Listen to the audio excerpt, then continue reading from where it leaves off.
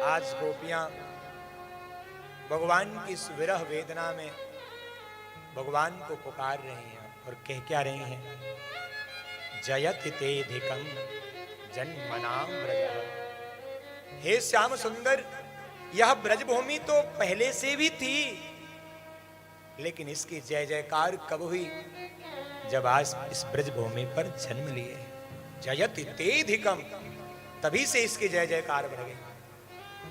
श्रयत इंदिरा सस्वदत्त रही, और जब से आप इस ब्रजभूमि पे आए तब से इंदिरा अर्थात लक्ष्मी यहीं नित्य निवास करती है। इस ब्रजमंडल की शोभा को बढ़ाने में प्रभु केवल और केवल आपका योगदान है। यह ब्रजभूमि उदास थी, यहां के संत, यहां के पक्षी, यहां के वनवासी सब उदास थे, लेकिन प्रभु एक आपने आकर इसकी शोभा तो बढ़ाई ही बढ़ाई, सबको आनंदित भी किया है, सबके जीवन में रस का संचार भी किया है। हे श्याम सुंदर, अगर इतना नेह हम सबसे लगा लिया तो फिर आज इतना वियोग क्यों? हम ब्रजवासियों से इतना प्रेम करते हो आप, फिर हमें ही छोड़कर चले क्यों?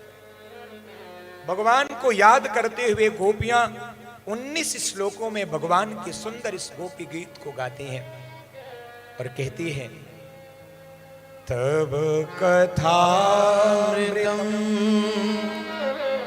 तप्त जीवनम कविभिरीडितम कल्मषापहम्।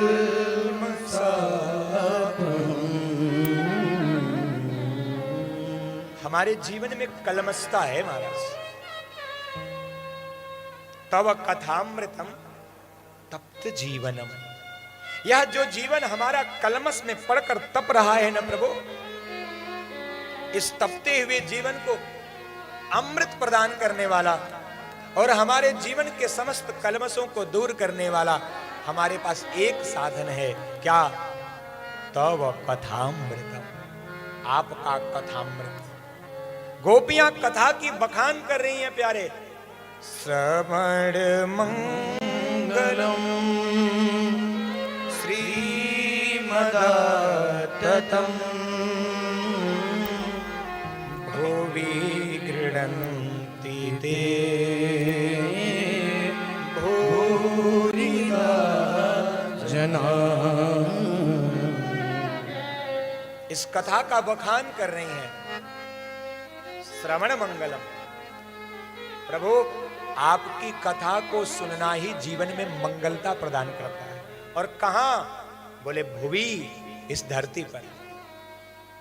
आज की कथा की भूमिका में मैंने आपको यही बताया था, यह धरती और यह शरीर आपको दोनों बड़े भाग्य से मिला है प्यारे, क्योंकि कथा कहीं और नहीं मिलती है, सिर्फ इस धरा धाम पर प्राप्त होती है। और गोपियां कहती हैं श्रवण मंगलम, प्रभु आपकी कथा सुनने से ही मंगल होगा।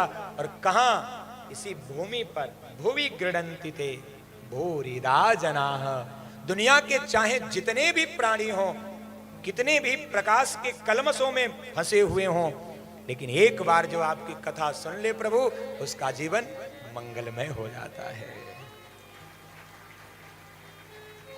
कथा के सुंदर बखान को किया। सुखदेव जी कहते हैं, राजन, इस प्रकार गोपी गीत को गाते गाते गोपियां आज यमुना के पावन पुलिन पर चली आई। हृदय की जो कलमस्ता थी, जो अभिमान था ना, वो आंखों के आंसुओं से बाहर आ गया। इसीलिए जीवन में रोना जरूरी है। रोने से आंखों के अश्रुबूंद में आपके जीवन का जो भाव होता है वो बाहर निकलता है। सुखदेव स्वामी कहते हैं, इति गोप्यः प्रगायन्तः प्रलपन्त्यश्च चित्रधा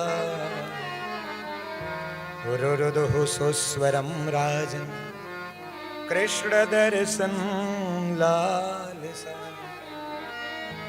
इस प्रकार विलाप करती हुई संताप करती हुई गोपियां कहां आई? यमुना के पावन पुलिन पर, और रो भी रही हैं तो किसके लिए? धन के लिए ना, परिवार के लिए ना, संसार के लिए ना। रुरुदुः सुस्वरम राजन, बस एक कारण है, कृष्ण दर्शन लालसा। कैसे प्रभु का दर्शन होगा, इसलिए रो रही हैं। और जब मन में ये भाव जागृत होगा, प्रभु ये आंसू भी आपको अर्पित है, ये शरीर भी आपको अर्पित है, जीवन का एक लक्ष्य आपके चरणों की प्राप्ति, तो श्याम सुंदर प्रकट हो जाते हैं। गोपियों के मन में भाव जागृत हुआ, प्रभु के दर्शन की लालसा हुई, तो श्यामान मुखाम्बुजः, ठीक उनके सम्मुख ही हमारे श्याम सुंदर प्रकट हो गए। बोल रास बिहारी सरकार की। जैसे ही गोपियों ने भगवान को देखा, मालूम है उनकी दशा कैसी हुई? जैसे एक बछड़ा बहुत देर बाद अपनी गौ माता को देखा हो, जैसे एक लाला अपनी मैया से बरसों के बाद मिला हो, जैसे एक प्रेयसी अपने पति को बहुत दिनों के बाद प्राप्त की हो, ऐसे गोपियां दौड़ कर गईं और श्याम सुंदर से लिपट गईं। प्यारे, आहा श्याम सुंदर, एक अपराध का इतना बड़ा दंड दिया, हमें छोड़कर अंतर ध्यान हो गए, अब आपको छोड़ना नहीं चाहती है। कोई प्रभु की पीतांबरी, कोई प्रभु का नखमंडल, कोई प्रभु का चरण रज, कोई प्रभु के आलिंगन में है, और लिपट गई सारी गोपियां, जैसे मधुमक्खी के छत्ते में मधुमक्खियां लिपट जाती है। प्रभु ने कहा, गोपियों, निर्मल मन जन सो मोहि भावा, मोहि कपट छल छिद्र न भावा। मुझे तुम्हारे इसी भाव ने अपना बना लिया था। अरे मैं कहीं नहीं गया था, मैं तो तेरे बीच में ही गोपी का पल्लू डालकर देख रहा था, मेरे से कितना प्रेम करती हो तुम। आज तुम्हारा प्रेम पुष्ट हुआ है, तुम प्रेम की इस परीक्षा में पास हो गई हो, इसलिए इस परीक्षा के उत्तीर्ण होने का फल प्रदान करता हूं। आओ, दिव्य रास ही तुम्हें प्रदान करता हूं। बोल रास बिहारी सरकार की।